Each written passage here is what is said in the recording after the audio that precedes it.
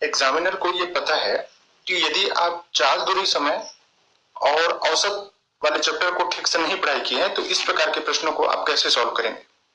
देखिए आप क्या करेंगे, आप देखेंगे कि आपको औसत निकालना है, तो आप जो दो वेग दिया होगा आप उसको जोड़ देंगे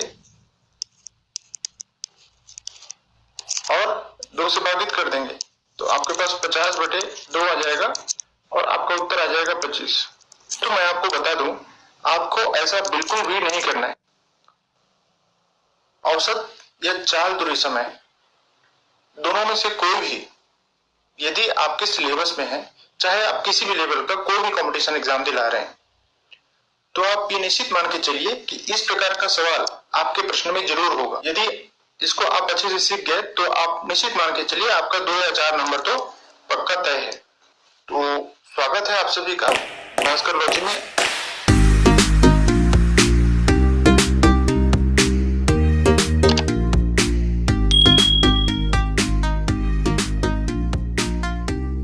स्टडी मेथड, जिसको मैं आपको बार बार बता दूं, उसमें हम बताते हैं कि आपको एक ट्रायंगल बनाना है और उसे 3 खंड करना है। ये वाला जो भाग है, ऊपर वाला जो भाग है, वो होता है डी। डी मतलब होता है डिस्टेंस, मतलब दूरी। ये होता है एस। एस मतलब होता है स्पीड। स्पीड मतलब होता है आपका चाल या वेग। और ये होता है टी। टी का मतलब होता है टाइम या समय, जितना भी समय लगता हो। अब पहले ही बता रखा है मैंने कि यहां पर जो लाइन दिया है इसका मतलब होता है कि ये बटा है, मतलब भाग है। मतलब यदि आपको टी निकालना हो तो हो जाएगा D/S, और उसी प्रकार से यदि आपको S निकालना हो तो हो जाएगा D/T। अब आप देखेंगे कि यहां पर जो है S और T के बीच में एक लाइन है, इसका मतलब है यहां पर गोला का चिन्ह है। तो जब भी आपको D निकालना हो, दूरी निकालना हो, तो आप क्या करेंगे, स्पीड और टाइम को मल्टीप्लाई कर देंगे, गुणा कर देंगे, तो आपको क्या निकल जाएगा, दूरी निकल जाएगी। ये तो हो गया एक आपका। यदि आप ऐसा देखेंगे तो आपको क्या दिखेगा, STD दिखेगा। ये मैं बार बार ये ट्रायंगल इसलिए बनाता हूं ताकि आपके दिमाग में ये चीज छप जाए। जरूरी नहीं कि हर प्रश्न में आपको ये सब बनाते रहना है या एग्जाम हॉल में ये सब बनाते रहना है, लेकिन ये आपके दिमाग पे दिखना चाहिए। उसके बाद इसकी आपको आवश्यकता नहीं रहेगी, आप डायरेक्ट ही आपको वो दिखने लग जाएगा कि आपको करना क्या है। अब इसमें एक चीज और समझिए, यदि मैं आपसे ये कहूं कि मैं 50 किलोमीटर की स्पीड से या चाल से चलता हूं और 2 घंटे में अपनी यात्रा पूरी कर लेता हूं, ठीक है, मैं क्या कर रहा हूं कि मेरी स्पीड जो है वो 50 किलोमीटर प्रति घंटे का है और 2 घंटे में मैं अपनी यात्रा पूरी कर लेता हूं। तो 50 किलोमीटर प्रति घंटा मतलब 1 घंटे में 50 किलोमीटर, तो कितने घंटे मैंने यात्रा की, 2 घंटे यात्रा की, तो 2 घंटे में कितना हो जाएगा, 100 किलोमीटर। और यही 100 किलोमीटर आपके द्वारा चली गई दूरी है। कहने का मतलब यह है कि यदि आपको स्पीड दे दिया गया हो और यदि आपको समय निकालने आ गया तो निश्चित रूप से आप दूरी निकाल सकते हैं। तो हम इसी बेसिक मेथड का अप्लाई करने वाले हैं अपने इन सवालों में जो आज हम सॉल्व करेंगे। साथ ही एक चीज और समझिए, यदि मैं आपसे ये पूछूं कि 2 बराबर 3, मैं कहूं कि मैंने बीच में बराबर का चिन्ह दिया है, तो मैं चाहता ये हूं कि आप 2 और 3 को बराबर कर दें। तो आप बराबर कैसे करेंगे? यदि आप मुझसे पूछेंगे तो मैं क्या करूंगा, इस 3 का गुणा मैं 2 से कर दूंगा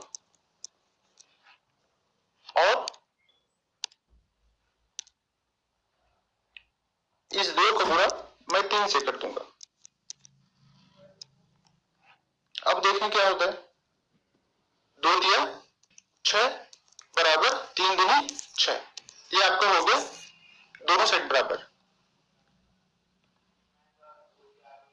मतलब हमने क्या किया, संख्याओं को छोटा किया और आपस में दोनों का गुणा कर दिया, वो संख्या आपस में बराबर हो जाती है। आप यहाँ पर एलसीएम मेथड भी अप्लाई कर सकते थे, ठीक है, लेकिन कई बच्चों को एलसीएम नाम लेने से घबराहट हो जाती है। तो यदि कोई चीज सरलता से किया जा सकता है तो हम उसे कठिन क्यों बनाएं। तो एकदम सरलता से सामान्य विधि से हम इसे सॉल्व करेंगे। अब इसको मैं थोड़ा सा और बढ़ाता हूं। मान लीजिए आपके पास 40 और 30 है, ठीक है। मैंने आपको कहा कि आपके पास 40 और 30 है, तो आप इसे बराबर कैसे करें। यदि मैं आपको कहूं गणित का जानते हैं तो आप ये जानते हैं कि बराबर में या बटे में या गुणा में जब 2 पक्ष हो तो दोनों पक्ष में आप किसी भी संख्या का या तो गुणा करें या भाग करें या जोड़ें या घटाएं, संख्याओं में कोई फर्क नहीं पड़ता। तो हम संख्याओं को बड़ा क्यों करें, हम क्या करेंगे, संख्याओं को छोटा करेंगे। छोटा कैसे करेंगे, किसी भी एक संख्या से दोनों को घटा देंगे यदि कटता है तो पहले तो सब शून्य शून्य कट जाएगा, उसके बाद हम देखेंगे 4 और 3 आपस में नहीं कट रहे। तो अब ये जो संख्या 30 और 40 था वो हमारे पास क्या हो गया, 3 और 4। तो अब हम 3 और 4 का आपस में गुणा कर देंगे, तो ये क्या हो जाएगा, 40 दिया 4 के 12 और शून्य का 0 तो हो जाएगा 120 और 3 चौ 12 और शून्य का 0। आप देखेंगे दोनों संख्याएं आपस में बराबर हो। तो चलते हैं सीधे प्रश्न में। प्रश्न में दिया गया है कि एक पिंड है, मतलब एक वस्तु है जो कि ए से बी की दूरी 20 मीटर प्रति सेकंड की वेग से तय करता है। मतलब कोई जगह ए है से बी तक की दूरी 20 मीटर प्रति सेकंड से तय करता है जब इधर जाता है। तो अब बी से ए तक की दूरी वापस लौटने में 30 मीटर प्रति सेकंड का वेग से आता है। जब ये वापस होता है बी से ए तक तो क्या लेता है, 30 मीटर प्रति सेकंड के दर से लेता है। तो औसत वेग आपको निकालना है या औसत चाल आपको निकालना है। याद रखें, यदि जैसे कि मैं हल करता हूं, जब भी मुझे औसत वेग बोलता है तो मैं क्या करता हूं, औसत को काट देता हूं। मैं ये समझता हूं कि मुझे चाल ही निकालना है। चाल का मतलब होता है दूरी बटे समय, है ना।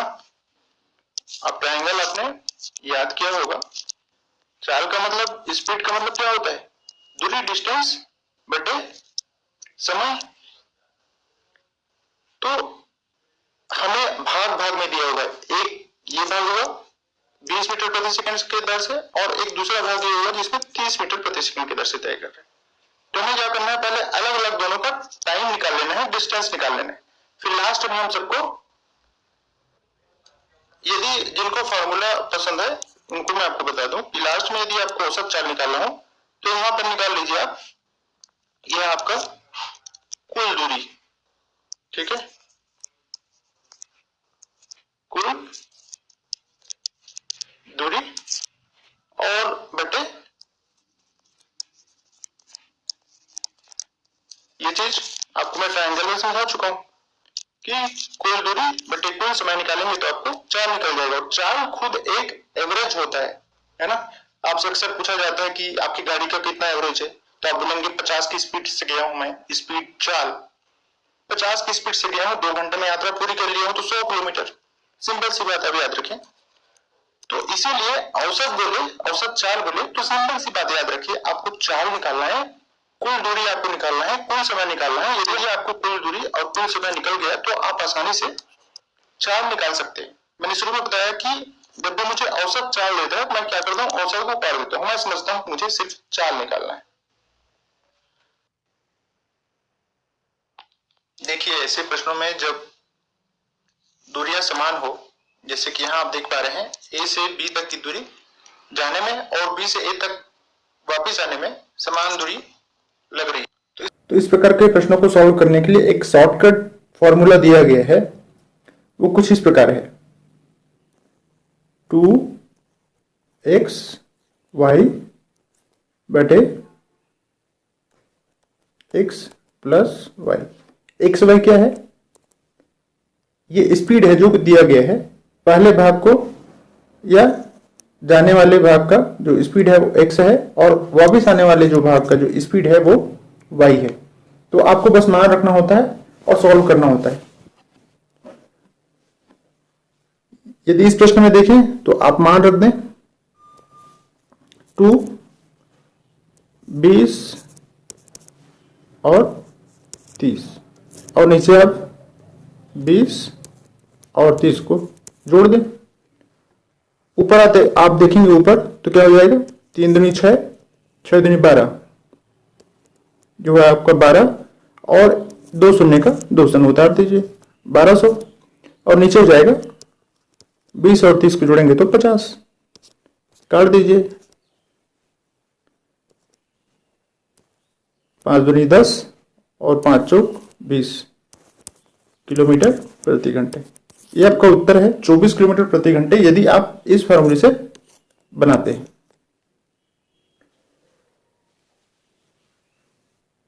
दो 2019 का जो खादी का एग्जाम हुआ था उसमें डायरेक्ट फार्मूला पूछ दिया गया।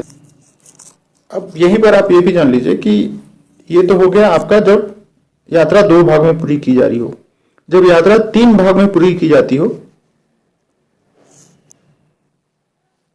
जब यात्रा 3 भाग में पूरी की जाती हो तो फॉर्मूला आपका कुछ ऐसा हो जाता है, 3x y z। X y z क्या है, अलग अलग भाग का जो चाल दिया गया होगा वो है, उसका मान आपको रखना है, और बटा हो जाएगा x y plus y z plus z x. आप देखेंगे कि यदि 3 भाग में यात्रा पूरी की जाती होगी तो यदि हम उसका मान रखें तो आपको गुणा भाग में ही काफी वक्त लगने वाला है इसमें। और ये दोनों ही फार्मूला जो अभी आप देखें वो सिर्फ तभी अप्लाई हो सकता है जब दूरियां, तय की गई दूरियां समान हो। यदि प्रश्नों में परिवर्तन हो जाए, दूरियां अलग अलग हो जाए, तो फिर ये फार्मूला आपका काम नहीं। और यदि 4 भाग में यात्रा पूरी की जाए तो फिर ये फार्मूला और भी ज्यादा कॉम्प्लिकेटेड होता जाएगा। तो जो शॉर्टकट है वो आपका लॉन्ग कट होने लगेगा और गलतियों की संभावना बढ़ जाएगी। तो इसीलिए मैं इसको फॉलो करने का आपको सलाह नहीं देता।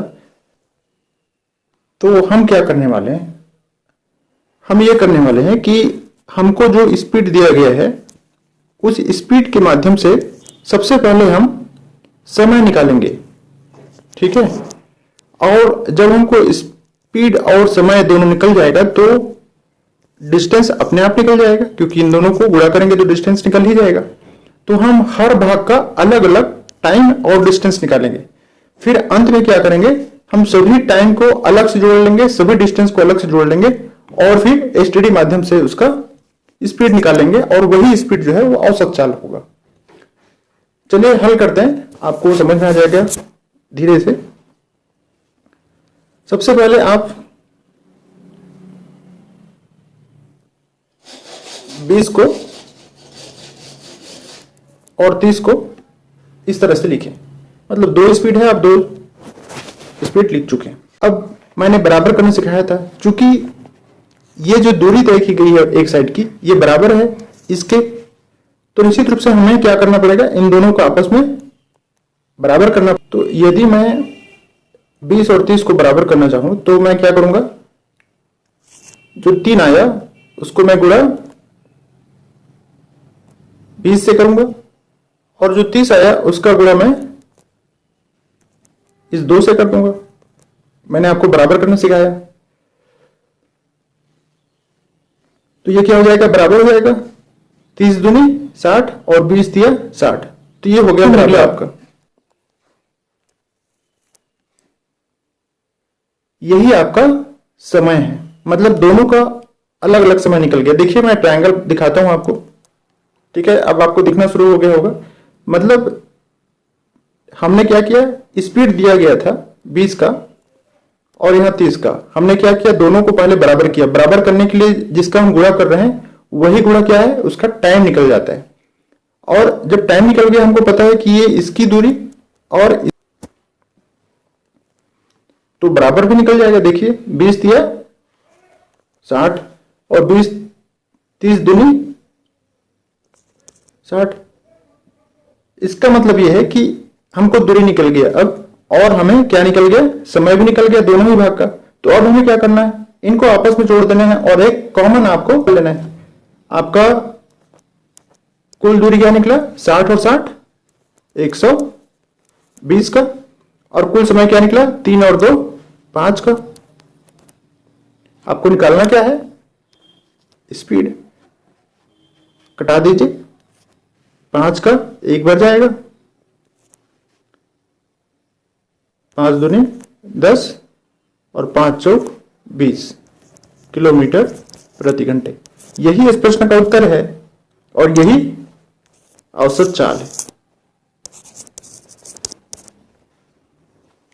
ठीक है, हमने क्या किया, आपको समराइज कर देता हूं। हमने क्या किया, हमें सिर्फ चाल दिया गया था, तो चूंकि हमको पता है कि हर भाग जो है बराबर है, यात्रा की गई दूरी बराबर है, तो हम क्या करेंगे, सबसे पहले उन दोनों चाल को बराबर करने की कोशिश करेंगे। आप यहां पर एलसीएम भी ले सकते हैं, लेकिन जैसे कि मैंने बताया एलसीएम कुछ बच्चों के लिए कठिन हो जाएगा, तो मैं सिंपल तरीके से बता रहा हूं। आप कटा दें, उसको कटा के आपस में गुणा कर दें, वो हो जाएगा बराबर। तो जितने से गुणा कर रहे हैं वही संख्या क्या हो जाएगा, उसका टाइम निकल जाएगा। तो अपने अपने जगह में टाइम को रखिए। जब टाइम पता चल गया और आपको स्पीड पता चल गया, तो अब निश्चित रूप से आपका जो डिस्टेंस है वो पता चल जाएगा। तो अब आपको औसत निकालना हो तो सभी समय को आपस में जोड़ लें और सभी टाइम को आपस में जोड़ लें और मान रखें, आपको स्पीड क्या हो जाएगा, आंसर निकल जाएगा।